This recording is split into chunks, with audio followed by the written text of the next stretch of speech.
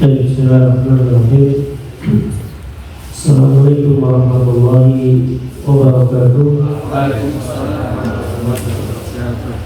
Innal hamdalillahi nahmaduhu wa nasta'inuhu wa nastaghfiruhu wa natubu ilayh wa na'udzu billahi min shururi anfusina wa sayyiati a'malina man yahdihillahu fala mudilla lahu wa man yudlilhu fala hadiya lahu. Asyhadu an la ilaha illallah wahdahu la syarika lahu wa asyhadu anna Muhammadan abduhu wa rasuluhu la nabiyya wa la rasula ba'dahu. Qala Allah ta'ala fi kitabihil karim, ya ayyuhalladzina amanu taqullaha haqqa tuqatih wa la tamutunna illa wa antum muslimun. Wa qala ta'ala, ya ayyuhan nasu taqu rabbakum alladhi khalaqakum min nafsin wahidah khalaqa minha zawjaha wa batha minhuma rijalan katsiran wa nisaa'a wattaqullaha alladhi tasaaluna bihi wal arham innallaha kana 'alaykum raqiba.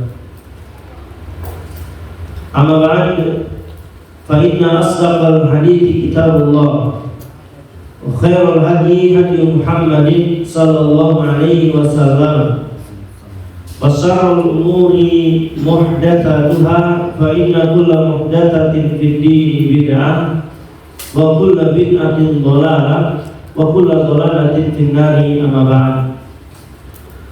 Jamaah sekalian, azakumullah wa iyyakum jami'an, Bapak-bapak dan ibu-ibu yang semoga Allah Subhanahu wa taala memberkahi kita semua. Alhamdulillahirabbil alamin.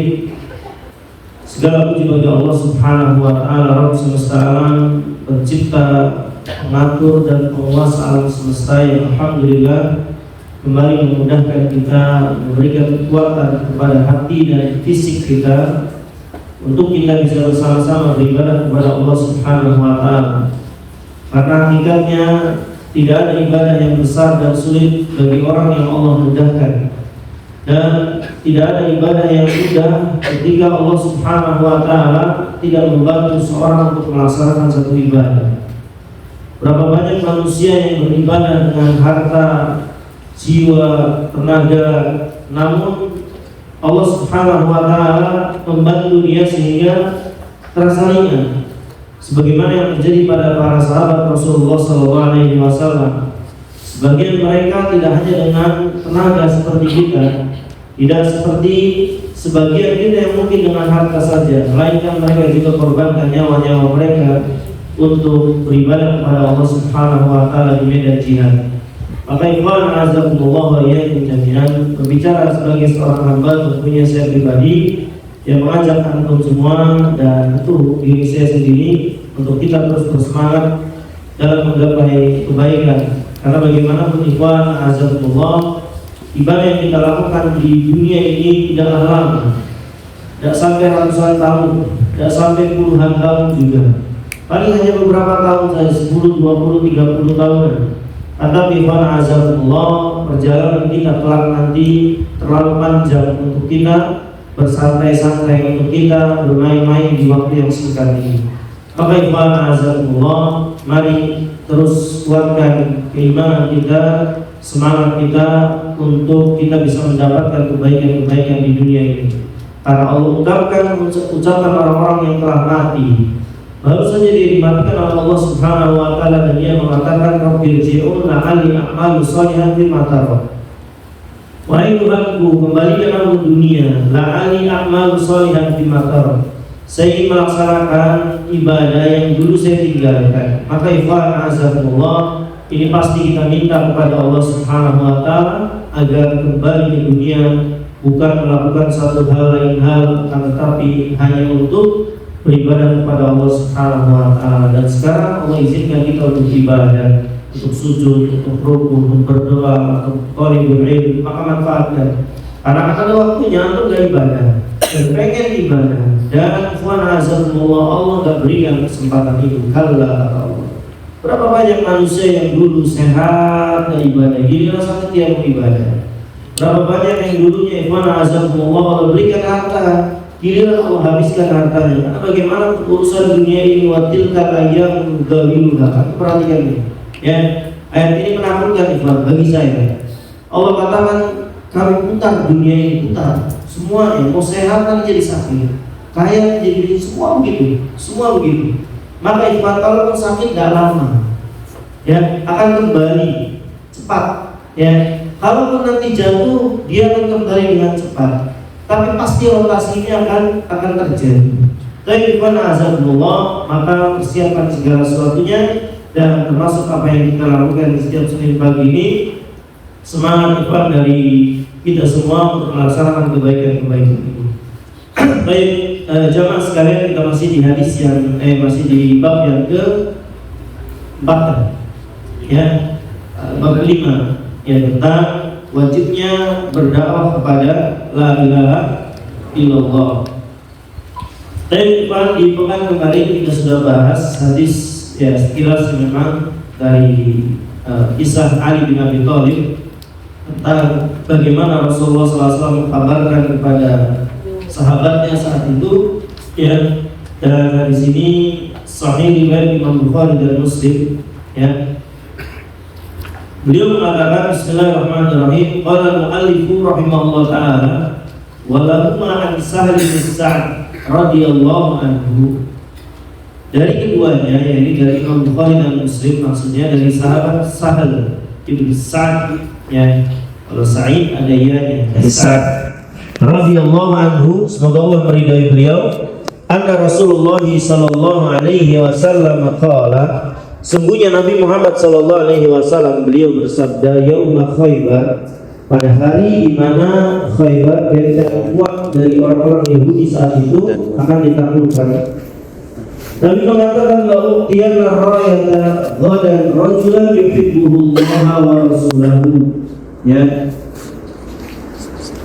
Lautiannya, kata Nabi, sungguh benar-benar aku akan berikan bendera perang ini, ya, besok kepada seorang laki-laki yang ciri laki-laki itu punya ciri yuhibbullaha wa rasulahu, ya, Allah, dia mencintai Allah dan Rasulnya.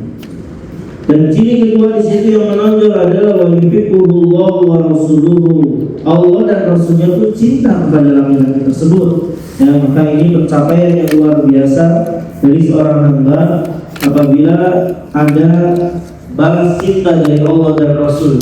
Karena bagaimanapun biasanya yang terjadi ikhwan, kita istilah yang bisa bilang cinta bertepuk sebelah kanan. Ya, dia saja mencintai, tapi ternyata yang dicintainya bahkan nggak tahu, ya, ada orang yang mencintai dia. Sebagaimana orang-orang Nasrani yang mencintai Isa bin Maryam, justru di hari kiamat Isa menghancurkan salib-salib mereka, membunuh babi-babi mereka yang semisalnya. Apa ini nggak sakit hati? Tapi azabullah. Lalu kata Nabi, yaftahullah ala yadayhi. Ini mukjizat Rasulullah SAW. Kan belum terjadi benteng Khaybar ditaklukkan, tapi Nabi mengatakan yaftahullah ala yadayhi. Allah akan menangkan, ya, umat Islam atau menaklukkan benteng Khaybar lewat tangan laki-laki tersebut. Ini merupakan mukjizat Rasulullah SAW. Dalam agama kita, ikhwan, ada 3 hal yang masih itu jangan ditipu nih, ya. Bibi juga sama. Ada 3 hal mirip tapi gak sama. Khaliqul ada semua tiga-tiganya itu sudah di luar nalar semua, ya. Tapi tiga-tiganya beda. Ada yang namanya mukjizat, ya, ayat atau dalam bahasa Al-Quran ayatul anbiya, ya. Ada namanya karomah, ya, ada namanya karomah. Ada yang ketiga namanya apa? Sihir, ya, semisal semua ini aneh-aneh semua, ya. Cara membedakannya gimana? Gampang. Kalau mukjizat khusus untuk para nabi dan rasul, enggak dimiliki yang lain. Karomah untuk manusia biasa yang bertakwa. Dua-duanya, mau mukjizat mau karomah, satu nggak bisa dipelajari, nggak ada. Bukunya, primbonnya nggak ada di gurunya, nggak bisa dipelajari. Yang kedua, dia tidak bisa didatangkan kapan aja, nggak bisa. Saya mau, nggak bisa, ya, karena memang bukan belajar. Berbeda dengan yang sihir. Sihir bisa didatangkan kapan saja, ya, dan dia bisa dipelajari. Tiga-tiganya aneh.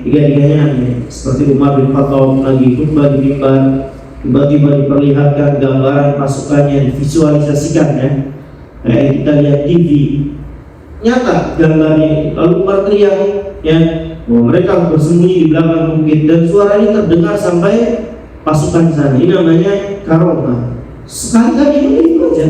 Kapan lagi pernah bisa, ya, minta lagi nggak bisa, kayak mana lagi nggak bisa. Tiba-tiba divisualisasikan oleh Allah, ya, gambaran pasukannya yang sedang terdesak di medan perang. Maka Umar refleks mengatakan, sembunyi kalian di belakang bukit. Suara ini terdengar, ya. Dan mereka pulang komparasi akhirnya, ya, kami waktu perang mendengar suara teriakan, kami harus bersembunyi di belakang bukit, dan kami lakukan. Dia kata, ya, saya mau berteriak seperti itu. Dan semisalnya ini apa namanya karomah. Ada namanya sihir nanti. Sihir juga aneh, ya. Ini itu yang banyak, Pak. Nanti ada bahasan sendiri. Yang jelas, ya, ini perbedaan 3 macam hal yang ada di dunia. Maka jangan tipu nanti. Karena Dajjal aja hebat, bisa mematikan yang hidup, bisa menghidupkan yang mati. Ya, kalau kita katakan Dajjal Nabi, ya bukan. Ya, sebisalnya. Baik, fabadar nasu yadukuna lailatum ayyuhum ayyutoha. Manusia semalaman, ya, begadang, kita melek, ya, berdoa, berharap agar mereka lah yang diberikan ar-royah tersebut, ya. Falamma asbahu, tatkala mereka pagi, ghadaw ala Rasulullah sallallahu alaihi wasallam, mereka bersegera menuju Rasulullah sallallahu alaihi wasallam.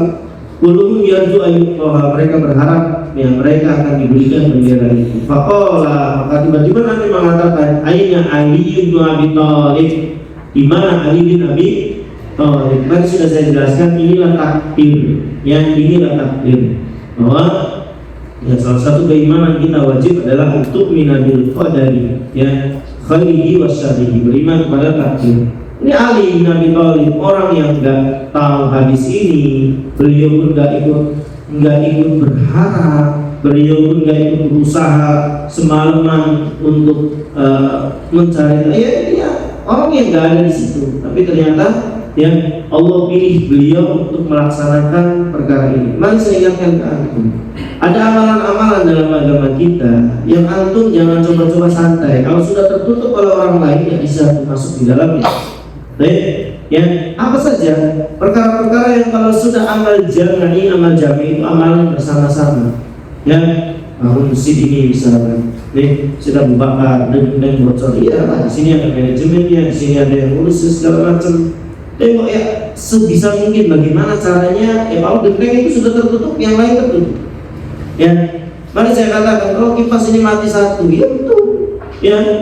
Gampang banget tempatnya untuk beli, tapi barangkali antum ajukan dari duit saya saja. Baik, yang kalau itu sudah tertutup oleh duit antum, yang lain kesempatannya hilang. Paham? Ini sama. Bendera perang ini hanya untuk satu orang, Ikhwan, ya, maka yang lain sudah tertutup, kesempatannya sudah nggak ada. Ya, inilah Ikhwan azakumullah, ya. Kita kalau menjelaskan seperti ini, ya, susah, dalam artian sudah kehendak Allah. Sama seperti orang-orang miskin di zaman Nabi, ya, bukan protes, mereka bertanya sih kepada Nabi Sallallahu Alaihi Wasallam. Wajar, ini dipto itu iri, hasad dalam hal baik boleh. Dan orang-orang miskin di zaman Nabi, mereka datang kepada Nabi berbondong-bondong, lalu mereka mengatakan, ya Rasulullah, dhahaba al-busur bil ujur, yusalluna kama nusalli, yasumuna kama nasum. Wahai Rasulullah, itu orang kaya, mati pahalanya banyak, ya. Orang-orang kaya itu mati pahalanya banyak, wahai Rasulullah. Kita sholat, mereka juga sholat. Kita puasa, mereka juga puasa. Kita baca Quran, mereka juga baca Quran. Giliran mereka sedekah, kita bisa. Giliran mereka bangun masjid, kita tidak bisa. Giliran mereka haji, kita tidak bisa. Paham kecemburuan sahabat yang miskin kepada orang-orang kaya saat itu? Jadi cemburunya bukan itu darahnya mewah, tidak, ya, sama paham, ya. Mereka sholat, ya kita sholat, mereka ikut sholat, kita puasa, mereka puasa. Ini mereka sedekah, sifatnya ibadah-ibadah yang maliyah kita nggak bisa. Ya, gimana? Ya, itu sudah keutamaan yang Allah berikan. Sama ini di ahli bidah, terus bagaimana? Ya, ahli minta enggak? Tidak.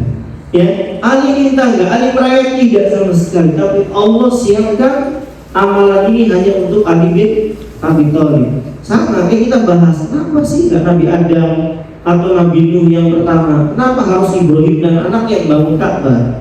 Jangan protes.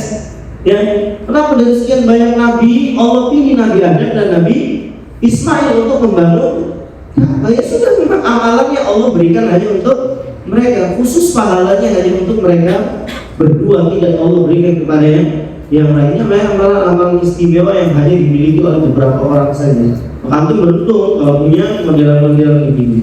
Baik, maka faqila huwa yashtaki 'ainaihi fa arsalu ilaihi fa utiya bihi fa basaqa fi 'ainaihi wa ja'alahu fa barra ka'annama yakun bihi waj'un. Ya, maka dia mengatakan Ali lagi sakit mata. Ya, maka didatangkan Ali, utus orang kepada Ali bin Abi Thalib. Ya, maka Ali didatangkan dan Nabi SAW memberikan ludahnya kepada dua matanya. Wajah alahu, tadi sudah saya jelaskan. Ya, sebab manusianya harus tempuh dan doa pun harus ada. Ya, ingat ini Pak, penting. Ya, dan cukup orang doa saja dan cukup orang usaha saja. Dua-duanya harus ditempuh. Mari saya contohkan, Nabi sudah doa mau dikepung, sudah dikepung rumahnya oleh 11 orang waktu malam hijrah. Ya, dikepung 11 orang. Sisi manusianya beliau tempuh, yaitu ngambil pasir ditaburkan ke arah 11 orang. Sisi manusianya, usahanya kan ada, meramu pasir lalu ditabur, kan usaha manusianya. Tapi usahanya dengan Allah itu doa. Wa ja'alna min baini aydihim saddan wa min khalfihim saddan fa aghshaynahum fa hum la yubsirun. Buta mereka seketika saat itu. Jadi tetap ada dua. Nabi Musa, ya, ketika dia berdoa kepada Allah ingin diselamatkan, Allah bilang dua harus tempuh. Berdoa kepada Allah dan lakukan sebab manusianya. Apa sebab manusianya? Meskipun kecil, tapi harus ada usaha manusia itu. Meskipun hanya ngeprakin tongkat ke laut, ada usaha itu, usaha manusia bukan? Iya kan, tenaga ngangkat tongkat lalu pukul ke laut. Jadi jangan bilang saya sudah doa, enggak. Ya, tetap usaha manusia itu harus ada untuk bisa sampai pada tujuannya. Sama Nabi aja begitu. Fabasar fi 'ainaihi, maka Nabi memberikan ludah pada dua matanya. Wada'alahu, dan Nabi mendoakan semua. Tetap ya, sisi manusia itu dengan keberkahan dan Rasulullah SAW, dan ini khusus untuk ya para nabi dan rasul, karena mereka berkahnya secara zakiyah namanya. Ya, apapun yang bersinggungan bersentuhan dengan tubuh para nabi dan rasul, maka mereka jadi mulia. Ya, baik. Tabaraka lam yakun bihi wajhun, maka sembuh seketika seperti tidak pernah sakit dan tidak merasakan sakit untuk selama-lamanya. Fa'atah rawiyatan, maka Nabi SAW memberikan bendera itu. Maka Nabi mengatakan, "Unfud ala rizqin hatta tanzila bi sa'atin thumma ad'uhum ila Islam." Ya, berjalan engkau ya sampai kau tiba di tempat mereka dengan tenang. Ya, kata Nabi SAW. Tidak ada penjelasan tentang sahiban. Ya, ala kulli hal, dasar kalimat lebih panjang lagi.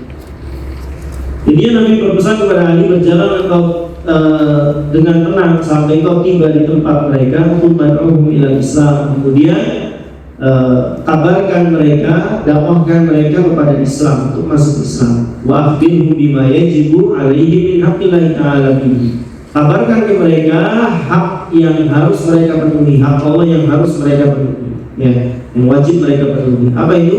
Beribadah hanya kepada Allah.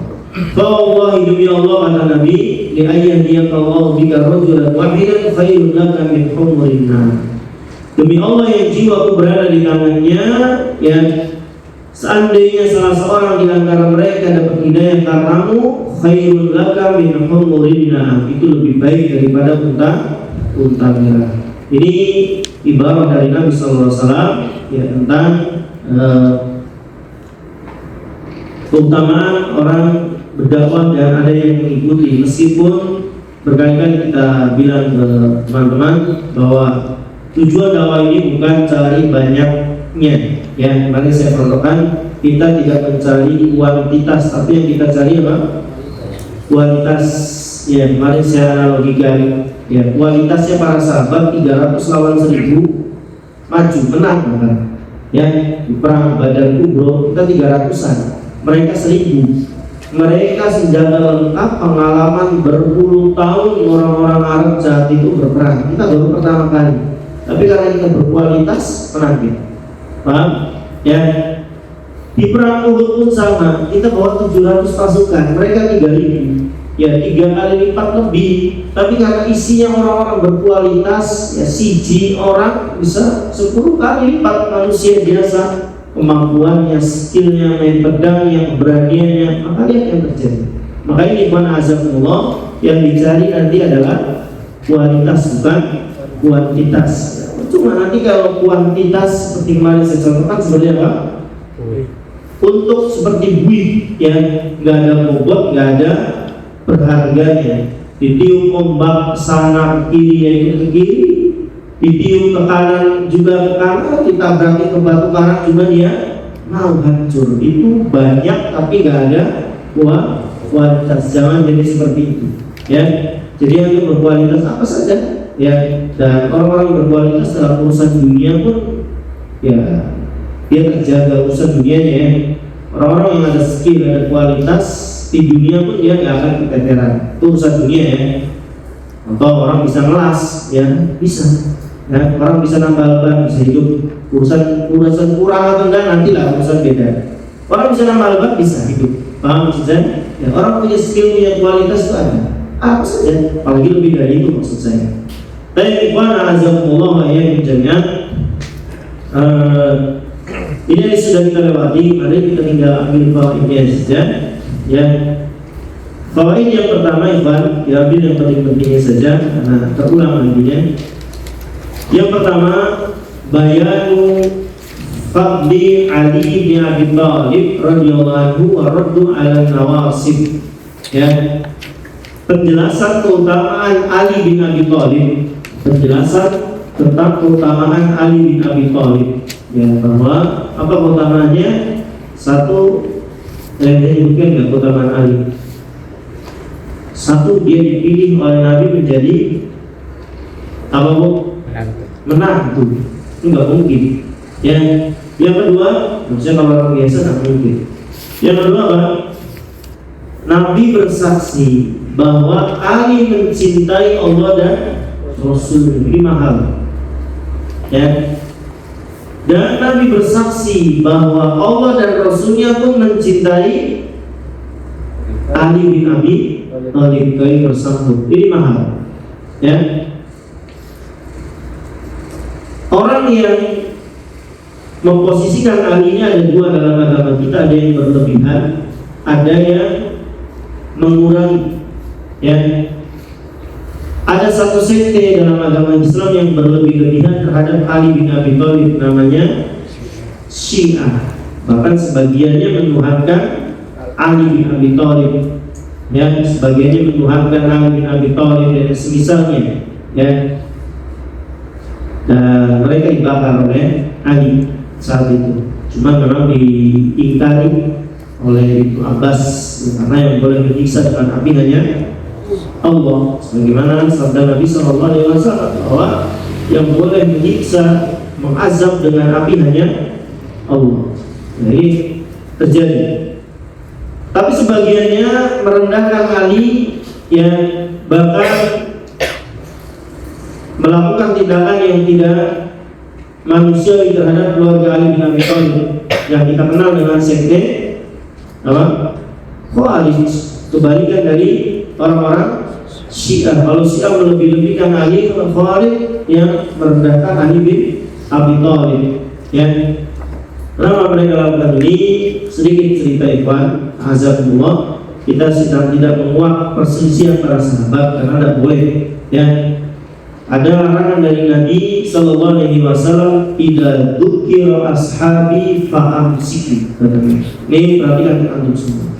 Jika disebutkan perselisihan di antara para sahabat, itu kata Nabi, amsik, tahan mulutnya, diam, jangan ikut bicara.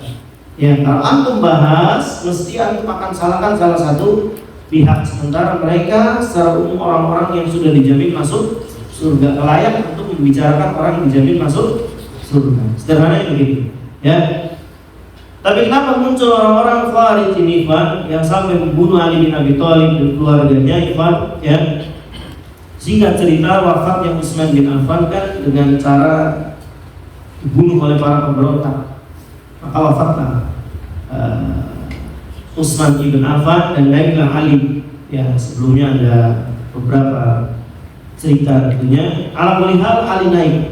Nah, di sini mulai orang-orang Khawarij ingin merongrong juga. Mereka menginginkan, padahal Ali mengatakan sudah kita angkat pemimpin dulu supaya tenang. Kalau ada pemimpin kan enak nanti. Artinya gerbong itu mau ditarik kemana, mau kemana nanti terarah kalau ada pemimpin. Orang-orang itu kita urusin dulu urusan Utsman bin Affan sampai selesai. Ya, alhamdulillah dari sinilah mulai ada pemberontakan terhadap Ali bin Abi Thalib. Ya, maka Ahlus Sunnah di antara dua bahwa Ali bin Abi Thalib adalah khulafaur rasyidin, manusia terbaik keempat setelah Rasulullah sallallahu alaihi wasallam, ya, dan dia manusia biasa seperti manusia yang lainnya. Dia tidak punya sifat kenabian, dia tidak punya sifat ketuhanan dan yang lain-lainnya. Betul, Allah dan Rasulnya mencintai Ali bin Abi Thalib sebagaimana dalam hadis. Baik, ini faedah yang pertama, keutamaan Ali bin Abi Thalib. Yang kedua, itsbatu sifatil mahabbati lillah, menetapkan sifat mahabbah. Apa mahabbah itu? Cinta, ya. Menetapkan bahwa Allah bisa dicintai dan Allah bisa mencintai. Ini catatan. Allah bisa dicintai dan Allah bisa mencintai. Buktinya hadis tadi, ya. Kata Nabi, besok saya akan berikan bendera kepada seorang laki-laki yang dia mencintai Allah dan Rasul. Allah dan Rasul juga mencintai dia. Ya, ini sifat mahabbah bagi Allah. Dan banyak itu nama-nama Allah yang lainnya. Yang ketiga, bayanu mu'jizatin Nabi sallallahu alaihi wasallam. Penjelasan mukjizatnya Nabi sallallahu alaihi wasallam. Mukjizat Nabi banyak. Ya, salah satunya dari sini beliau mengatakan apa? Yaftahullahu alaihi. Allah akan memenangkan peperangan ini lewat tangan laki-laki tersebut. Dari mana Nabi sallallahu alaihi wasallam tahu? Dari mana? Ya, dari Allah yang mengatur alam semesta, yang menguasai alam semesta. Allah beritahukan kepada Rasulullah bahwa peperangan ini akan dimenangkan oleh Ali bin Abi Thalib. Dan banyak mukjizat Rasulullah SAW yang mungkin bukan tempatnya kita menjelaskan, dan paling banyak, ya. Bahkan apa yang dimiliki Nabi lain, Nabi SAW itu punya. Contoh, mengerti bahasa hewan, Nabi paham enggak? Paham. Ya, beliau tahu ya ada unta yang ngadu kepada beliau gara-gara suka bertak, suka dimarahi oleh tuannya, suruh cepat-cepat. Ya. Padahal dia tidak diciptakan untuk cepat-cepatan, semisal itu. Ya, untuk bahkan ujian Nabi SAW, beliau mampu mendengar tangisan benda-benda mati, di antaranya mimbar yang biasa digunakan oleh Rasulullah SAW mau diganti. Nah, maka mendengar ini mimbar ini, ini bukan ceritanya para imigran Yaman, bukan. Ya, ini cerita yang sahih terjadi bahwa mimbar ini menangis ketika mau diganti, ya, dengan yang lainnya. Ya, maka kata Rasulullah SAW, tangisnya seperti anak kecil yang merengek, yang kalau saya tidak diamkan dia akan menangis sampai hari kiamat, menunjukkan kesedihannya. Ya, benda mati berpisah dengan Rasulullah SAW. Baik, tapi ini mukjizat Rasul banyak dan terbesar adalah Al-Quran yang kekal sampai hari kiamat. Yang lainnya hilang sudah. Ya. Baik, yang Tiga atau berapa? 4 ya. Hirsus sahabati alal khair. Penting nih, ya. Semangatnya para sahabat Nabi dalam kebaikan. Makanya kalau antum perhatikan dengan seksama teman-teman, pertanyaan sahabat-sahabat Nabi itu bukan yang remeh-remeh, ya. Mereka bertanya, ya Rasulullah, ayu amali ahabba ilallah, amal apa yang paling dicintai? Selalu nanya itu yang paling, ya. Nabi menjawab as-salatu ala waqtiha. Lalu mereka nanya lagi dalam kondisi yang lain, ditanya oleh yang lain. Jadi pertanyaan mereka selalu yang paling. Nabi ditanya oleh sahabatnya, amalan apa yang paling banyak memasukkan manusia ke surga? Nabi menjawab, akhlak yang mulia. Nabi ditanya lagi oleh sahabatnya, siapa manusia yang paling cerdas? Ya, selalu pertanyaan itu paling, gak yang sebenarnya sih gimana? Ya, atau asal gelundung, ya para sahabat seperti itu. Ya, makanya mereka luar biasa ketika Nabi bilang ada laki-laki yang Allah dan Rasulnya cinta kepada dia, semalaman mereka tidak tidur, berdoa kepada Allah agar mereka lah yang dimaksud oleh Nabi SAW. Ternyata, ya, di sini, ya, menunjukkan keutamaan Ali. Sebagian orang-orang Syiah itu bilang, Abu Bakar mana hadis kayak gini, ya, Umar mana hadis kayak gini, Utsman mana hadis kayak gini. Ali ada, Allah dan Rasulnya cinta kepada Ali. Menunjukkan kata mereka Ali itu lebih mulia daripada Abu Bakar, Umar dan Utsman. Dia lupakan puluhan hadis-hadis yang lain tentang keutamaan 3 orang yang di atasnya. Baik, jadi hirsnya, semangatnya para sahabat dalam melakukan kebaikan. Dan di awal saya katakan kepada antum, ibadah kita di dunia tidak lama, sabar. Yang ngaji aja terus jangan gampangan, enggak lama, sabar. Baik. Lalu yang kelima, soal imami an ra'iyatihi, ya, wa tafaqquduhu ahwalahum. Pertanyaan imam atau pemimpin, ya, tentang orang-orang yang dipimpinnya. Seperti Nabi bertanya, di mana Ali, ya. Perhatiannya seorang pemimpin kepada anak buahnya, ya, harus seperti ini. Nabi SAW mencari seperti Nabi Sulaiman ketika memimpin rapat, dia lihat pasukannya nggak ada satu. Siapa yang saat itu baik? Bulbul, si burung itu, yang nggak ada. Dicari oleh Sulaiman kemana dia, ya. Kalau dia datang tidak membawa alasan yang kuat, saya akan, ya, sembelih, dihukum oleh Nabi Sulaiman alaihissalam. Kalau melihat ini perhatian seorang imam, Nabi SAW perhatian kepada sahabatnya, bertanya kepada Ali dan yang semisalnya. Maka ini pun bisa kita tiru, ya. Atau misalkan punya anak buah, punya tim yang semisalnya, dan satu tanya, jangan jadi manusia yang tidak peduli kemana. Selanjutnya, wujubul imani bil qada'i wal qadar, haitsu hassala ar-ra'ya man lam yas'alaha. Wajibnya beriman kepada qada dan qadar, ya, bil qada'i wal qadar. Dalam bahasa kita takdir, ya. Qada ini ketetapan Allah sejak zaman ada azali, ya.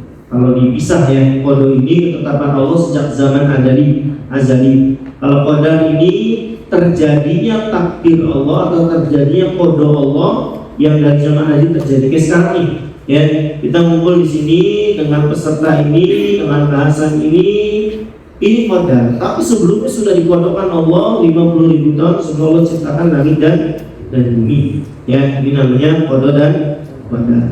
Biasa orang Indonesia bilang sebutnya takdir, ya. Sandung sudah takdir, ya betul, sudah ditakdirkan, sudah dikodokkan oleh Allah 50.000 tahun sebelum Allah ciptakan langit dan bumi, dan terjadi hari ini dia kesandung. Namanya takdir. Sederhananya begitu, ya. Jadi nggak ada yang bisa lepas dari qada dan qadarnya Allah.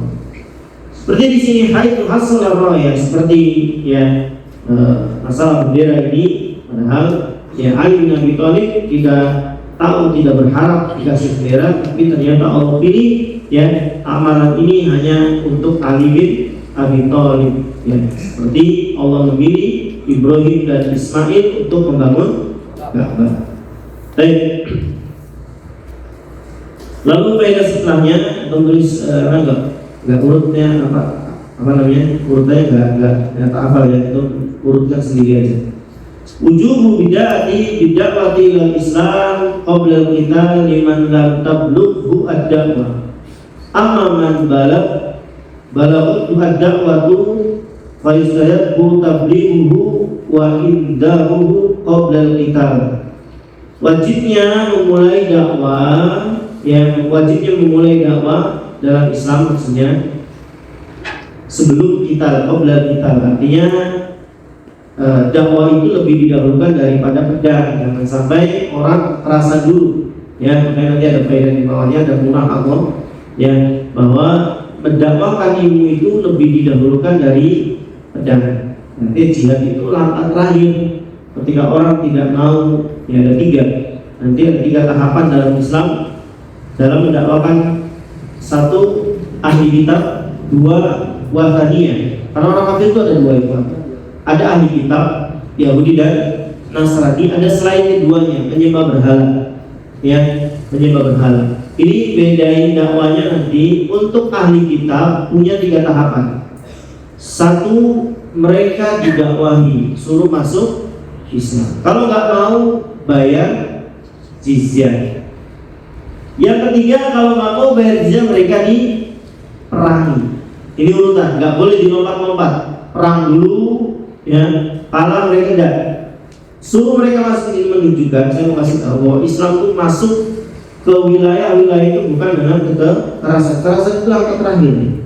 Baik, suruh masuk Islam dulu, didakwahi dengan baik dan benar, ya. Ketika mereka menolak, maka kalau mereka tetap di wilayah Islam, maka mereka wajib bayar jizyah. Baik, nggak mau bayar jizyah, maka mereka harus diperangi. Ini aturan dari Allah. Ini untuk ahli kitab Yahudi dan Nasrani. Adapun untuk wathaniyah, penyembah berhala, beda. Mereka didakwahi, nggak mau, langsung perang. Paham? Gak ada jizyah di tengahnya. Baik, sebagian mengatakan sama seperti ahli kitab, bayar jizyah dulu yang keduanya, ya. Tapi sebagian ulama mengatakan ada perbedaan. Mereka begitu didakwahi tidak mau, maka langsung mereka diperangi. Ini aturannya, penyembah berhala. Baik, jadi ada perbedaan nanti di dua orang-orang kafir. Semuanya orang-orang kafir, cuman kan beda, ya. Di zaman itu sembelihan ahli kitab boleh kita makan, ya.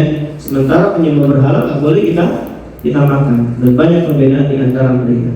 Baik, jadi wajibnya memulai dakwah dengan Islam sebelum perang, ya, bagi siapa yang tidak sampai dakwah kepadanya. Baik. Nah, ini penting. La yakfi fil ismati syahadatan dunal amal. Ini penting, ya. Gak cukup seorang itu, ya, terjaga syahadatnya. Artinya gak akan lepas syahadatnya. Kalau saya dari Islam gak akan kafir tanpa amal. Artinya seorang harus beramal untuk membuktikan dua kalimat syahadatnya, ya. Makanya kan Nabi di awal hadis yang pernah kita bahas, Nabi melarang menjelaskan keutamaan dari tauhid, karena khawatir manusia jadi bersandar. Yang penting saya jangan berbuat syirik dan bertauhid. Semuanya tak malas-malasin, tak tabrak semua yang macam-macam. Ya, karena dia berpikiran Allah pasti mengampuni. Yang dosa sepenuh bumi aja bisa diampuni dengan syarat dia tidak berbuat syirik. Bahaya kalau pemahaman seperti ini. Maka, ya, dan cukup seorang, ya, melindungi dua syahadatnya, dua kalimat syahadatnya, terjaga dua kalimat syahadatnya tanpa dia melakukan amal soleh. Dan sudah saya jelaskan di awal bahwa amal soleh dikatakan amal soleh jika memenuhi berapa syarat, Bu? Disebut amal soleh jika memenuhi berapa syarat, Bu? Bapak-bapak, sebuah amal disebut amal soleh, ya, jika memenuhi berapa syarat?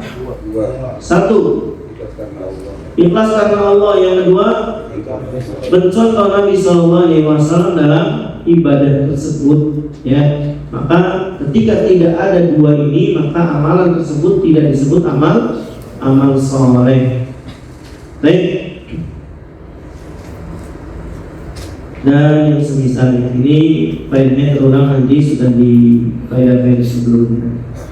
Tapi ikhwan azzakumullah, kita masuk ke bab yang baru, ya, tentang tafsir dari kalimat syahadat la ilaha illallah, ya.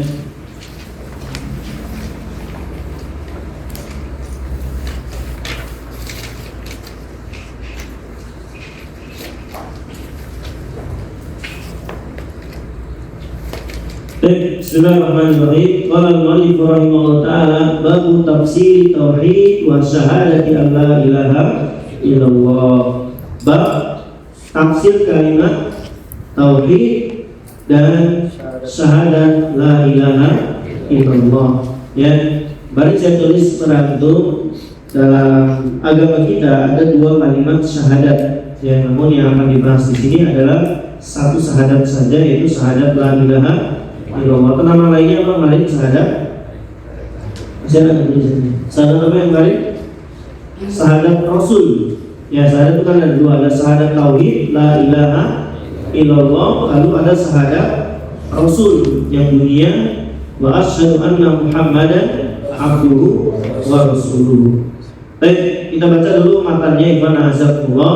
Ya, waqalillahi ta'ala ulaikal ladina yad'una yabtaguna ila rabbihimul wasilah ayyuhum aqrabu wa yarjuna rahmatahu wa yakhafuna 'adzabahu inna 'adzaba rabbika kana mahdura. Dalam surat apa? Al-Isra, ya. Lalu beliau membawakan firman Allah dalam surat Az-Zukhruf, ya, tentang tafsir dari la ilaha illallah, ya. Allah Subhanahu wa taala berfirman wa qala ta'ala wa qala Ibrahim li abihi wa qaumihi innani bara'un mimma ta'budun illa alladhi fatarani fa innahu sayahdi, ya. Lalu beliau membawakan firman Allah Subhanahu wa taala dalam surat At-Taubah, ya. Betul? Dalam surat At-Taubah beliau membawakan firman Allah ittakhadhu ahbarahum wa rabbanahum arbaba min dunillah wal masih ibn maryam wa ma umiru illa liya'budullaha ilahan wahida la ilaha illahu subhanahu amma yusyrikun. Lalu beliau membawakan firman Allah dalam surat Al-Baqarah ayat 165, ya. Ini banyak dalilnya. Wa minan nasi may yattakhidhu min dunillahi andada yuhibbunahu ka hubbillah walladzina amanu ashaddu hubban lillah walau yaral ladzina zalamu id yarawna al-'adzaba anna al-quwwata lillahi jami'a wa anna Allaha shadidul 'adzab, ya. Itu di surat Al-Baqarah ayat 165. Lalu beliau membawakan hadis dari riwayat Imam Muslim. Beliau mengatakan man qala la ilaha illallah wa kafara bima yu'badu min dunillah haruma maluhu wa damuhu wa hisabuhu 'ala Allah. Baik, jamaah sekalian azakumullah, ya. Bab ini merupakan bab yang sangat amat penting, ya. Karena nanti di sini kita akan memahami makna dari la ilaha illallah atau kalimat tauhid ini. Nanti di bab ini kita akan paham, ya, konsekuensi ketika kita mengucapkan kalimat la ilaha. Kalau terus terang Bapak Ibu sekalian, ya, kalau sekedar mengucapkan Abu Jahal bisa nggak? Abu Lahab bisa nggak? Timbang bilang la ilaha illallah bisa nggak? Kenapa bisa? Kenapa bisa? Ya bahasa mereka sendirilah, bahasa Arab, kan gitu. Kenapa mereka nggak mau? Kan itu pertanyaannya. Kenapa mereka nggak mau? Abu Thalib, namanya Nabi yang mati dalam keadaan kafir, bisa nggak bilang la ilaha illallah? Semangat. Kenapa mereka nggak mau? Satu, betul. Nah, itu berarti yang kedua apa? Konsekuensinya ketika mereka mengucapkan la ilaha illallah, maka ada konsekuensi yang harus mereka jalankan. Konsekuensi salah satunya harus mengingkari seluruh sesembahan selain Allah dan wajib hanya beribadah kepada ngerti mereka. Kalau ini diucapkan la ilaha, tidak ada Tuhan yang berhak disembah. Berarti itu Lata, Uzza, Manat, Suwa, Yahus 365 berhala itu harus hancur itu. Illallah, dan mereka harus beribadah hanya kepada Allah. Mereka nggak mau. Jadi nanti ada makna, ada rukunnya, ya, ada juga syarat-syarat dari kalimat la ilaha illallah. Nah, bagaimanapun kalimat la ilaha ini teman-teman miftahul jannah, ya. Kata orang miftahul jannah, kuncinya surga. Kunci itu ada gerigi-geriginya. Nah, gerigi-geriginya itu syaratnya, ya. Dan ada 7 insyaallah nanti kita jelaskan. Tapi ikhwan azabullah, kita belajar dulu maknanya, ini penting. Kita mungkin agak pelan, bab ini pelan dan mungkin agak panjang. Ini bab yang paling penting dalam kitab ini juga termasuk maksudnya. Alhamdulillah sekali. Baik. Kalimat la ilaha, saya nggak bisa ya, aslinya nyambung kalau bisa, tapi biar gampang.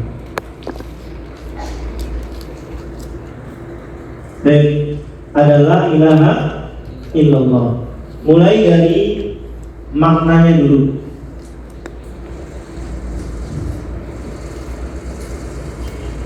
Apa maknanya?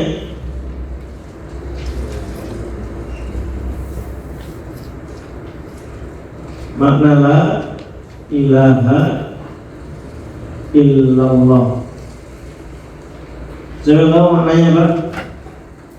Ini penting, ya. Kalau makna ini yang pahami, maka akan bisa nolak. Kenapa Isa itu nggak boleh disembah? Kenapa Uzair itu nggak boleh disembah? Kenapa itu dewa-dewa nggak layak disembah? Karena itu paham maknanya. Apa makna la ilaha illallah? Apa? La ma'buda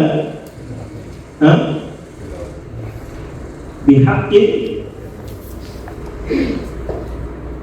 illallah.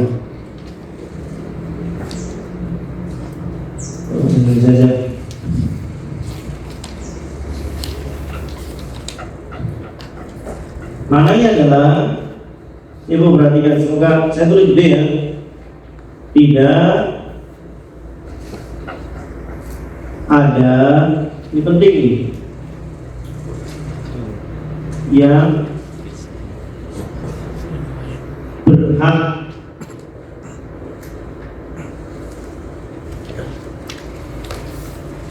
disembah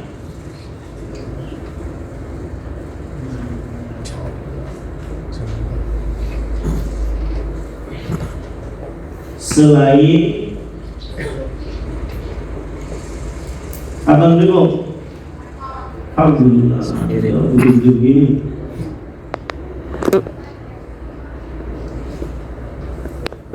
Sengaja saya tulis begini, ya, supaya membekas. Ya, karena orang belajar itu bisa dari audio, bisa dari visual. Ya, ada orang-orang yang lihat tuh langsung ingat. Ada orang lihat berkali-kali nggak ingat, tapi sekali dengar dia ingat. Baik, saya talqinkan ke antum ikhwan, ya, makna dari la ilaha illallah. Ini maknanya, ya, kalau kita dari kecil kan cuma tidak ada Tuhan yang apa? Tidak ada Tuhan selain Allah. Tidak ada Tuhan selain Allah. Itu kan dari kecil kita dengarnya itu. Tidak salah, hanya kurang sempurna. Yang sempurna adalah la ma'buda bihaqqin illallah. Tidak ada yang berhak disembah. Baik. Nanti urusannya dengan la ilaha. Tidak ada yang berhak disembah. Ini urusannya dengan la ilaha. Nanti ada sendiri, ada namanya nanti ukur, ada 2, ada nafi, ada isbat, tapi nanti. Lalu selain Allah, ya, tidak ada yang berhak disembah selain Allah. Paham makna ini? Tidak ada yang berhak disembah siapapun. Kira-kira yang disembah selain Allah ada siapa saja? Hah? Isa, ya, terus Uzair, dewa-dewa. Nama mereka sebutkan karena nggak sebut nama ya. Dewa-dewa. Terus pohon-pohon. Terus sapi. Apa mana Bu? Dua koleksi enggak? Berapa tahun? Apa nih? Tikus. Ada di India. Pernah lihat? Ada kuil tikus di India. Sembah. Makan minum dengan tikus. Ada lagi ya? Matahari. Hah? Matahari. Masya Allah. Sahih matahari. Sapi udah benar. Sapi sudah besar. Bulan, ada tak yang bulan?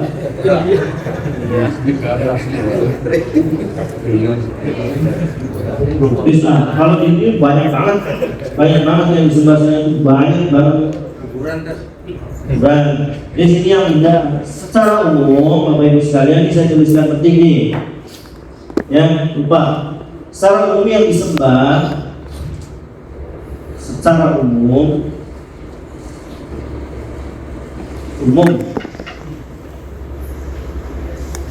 yang disembah itu ada dua, ada makhluk hidup,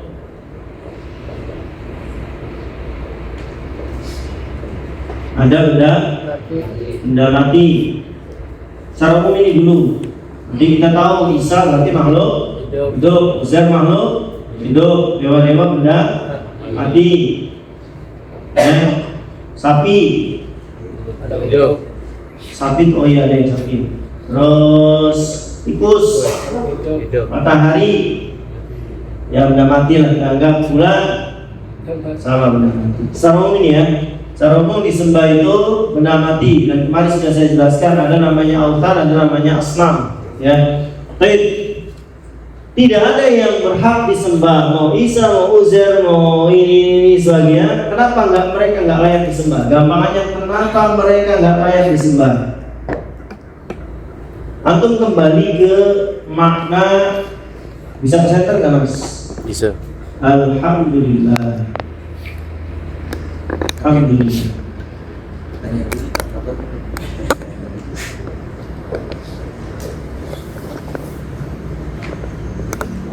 Alamin. Baik, perhatikan dalam Al-Fatihah Allah mengatakan Alhamdulillahi Rabbil Alamin. Segala puji bagi Allah. Kita ambil ini kata-kata Rabb. Baik. Allah mengatakan Alhamdulillahi Rabbil Alamin. Segala puji bagi Allah Rabbul Alamin. Kita turunkan kata Rabbnya ini. Nanti ke sini jawabannya. Rabbun. Baik, ya. Rabb. Rabb punya 3 makna. Nanti ke sini ketemu jawabannya. Kenapa mereka nih nggak berhak disembah? Ya. Allah mengikrarkan dirinya, Dia itu Rabbul Alamin, pencipta. Terus pengatur, terus penguasa. Kelihatan nggak? Ini makna Rabb. Makna Rabb setidaknya 3: pencipta, pengatur, penguasa. Alhamdulillahirabbil alamin berarti segala puji bagi Allah, pencipta alam semesta. Segala puji bagi Allah, pengatur alam semesta. Segala puji bagi Allah, penguasa alam semesta. Sampai sini dulu dah. Ya.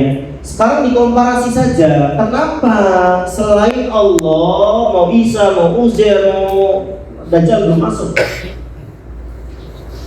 Dajjal. Karena Dajjal punya dua ini. Itu jangan lupa, dia punya kuasa dan pengaturan sebagai alam semesta.